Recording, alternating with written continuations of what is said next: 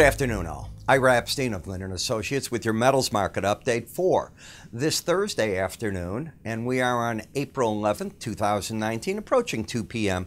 Central Daylight Time. So the settlement prices are not in yet in the stock market. The metal settlements are all in. They get in at 12:30 p.m. Central Daylight Time. And it has been a son of a gun for people that are trying to trade these markets. If you think you get a lasting move in the stock market, it comes back, bites you pretty hard.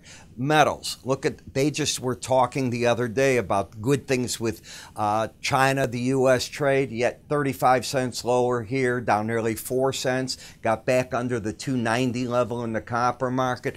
Energy prices getting slammed today, a correction occurring.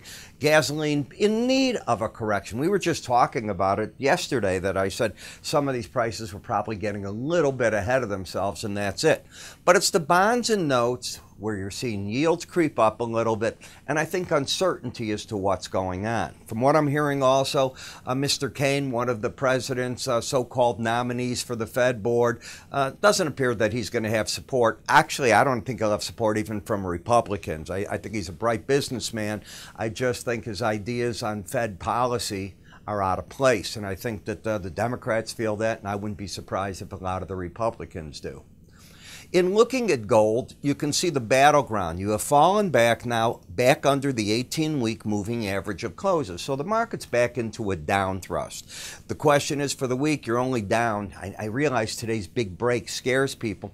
You know what you're down for the week? Not even $1. You're down to half $1. It's not very much. When we look at what's going on, the market tried this rally, and boy, did it give everything up today. Now, when we look at the swing line, you've got a pattern of a higher high and a lower low.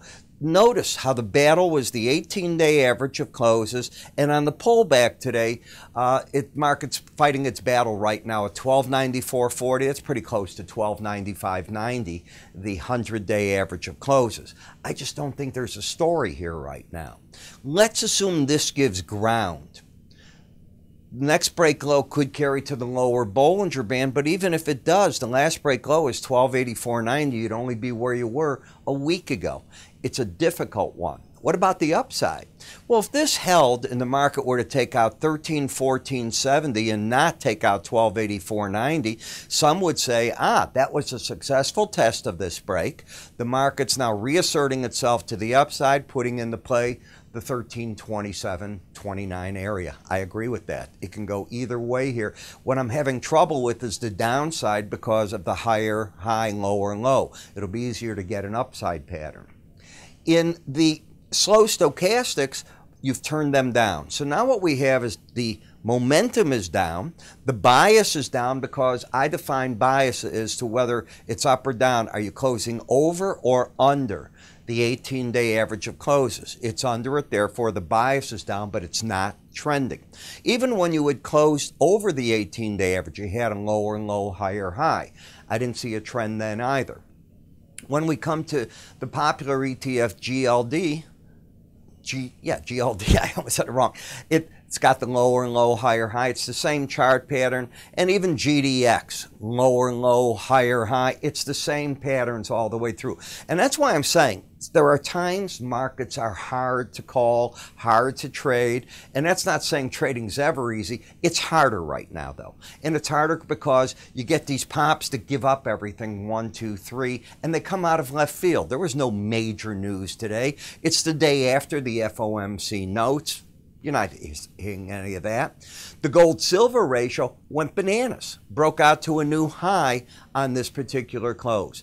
And again, all it did is come back and challenge the old support level. It's done that several times and then moved out again to new highs. So silver, a definitive loser to the gold. And you can see you went back to the lower Bollinger Band and magically pros see that number. And that, the first time you challenge it is where I think if the market's coming down, the pros take money off the table. On the way up, they take money off the table on the way up. It's something I teach, it's something I've recognized for years, and it's a tool that I like to talk about.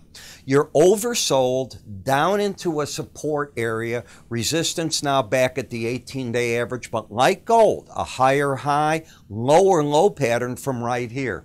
Still not trending. In the copper market, got up to the upper Bollinger Band area and just plain ran out of the momentum. Did it back here, did it again here. Momentum is trying to turn down. Even if you take out 288.65, you have a higher high and a lower low already in place. It's not a trend. You just keep one way or the other whipping around this 18-day average. Yes, this day and this day, which is yesterday, Wednesday, and Tuesday, you didn't hit the 18-day average. But other than that, you've been hitting it on a regular basis, going nowhere. In the platinum market, you're overbought. I don't know that you'll reach up for that upper Bollinger Band.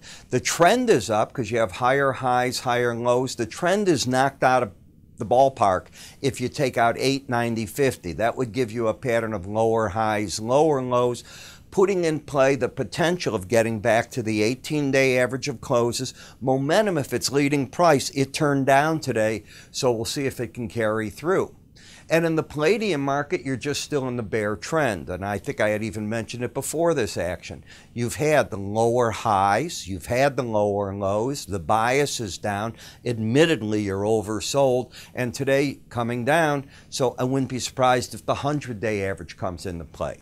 Now, a sign in the palladium that maybe you're running out of momentum to the downside would be taking out today's high of 1373 on Friday or Monday. Whenever you have an outside day up or down, I always pay attention. On an outside day down, if you take out the high of that day, it's generally a trap sign that you've caught people in that range and the market's going to lift as it knocks them out of their positions.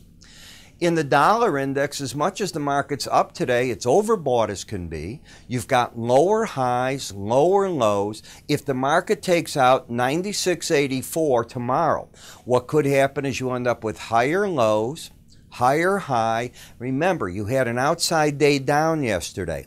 If you take that high out, which you did not do today, that could spring a trap, putting into play the old Bollinger Band top. So again, a real difficult market. I'm seeing that in so many markets. It's just one after the other. We'll be writing about this. In fact, we are. We're talking about the big pork purchase already that happened last week from China, from the U.S., because they've lost a third of their population of pigs in China due to the African swine flu. But then we're going to be talking about monetary policy. We do that in the financial section of what we're doing here. We try to cover all these different arenas for you with reports throughout the day. Now, if you also get our charting service, you know we orally put out our reports. So it's from David Hightower to people that weather people talking about the markets. We'll be talking about the financials. Paul Hare talks about chart points all day long on this. How do you get it? Give my staff a call, or better yet, go to our website. You'll see our carousel of free offers. Sign up for the free offers. Give yourself a shot on that charting service. I think you'll like the free offer on that. You can always click up here to get to that carousel as well. I'm Ira Epstein. See you tomorrow.